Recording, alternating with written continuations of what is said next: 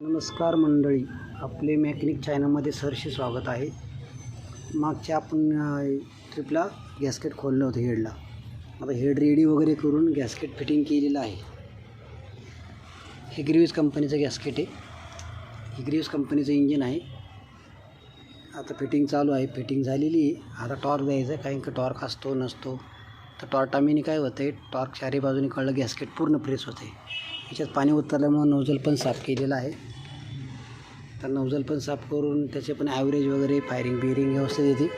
आता वाल सेटिंग वगैरे करून सगळं फिटिंग करून हे बघा, काही फिटिंग चालू आहे. थोडं हार्ड काम आहे, पण मेकॅनिकला काही त्याला इलाज नाही. काही हवा स्पॅप वगैरे चेंज करायचं.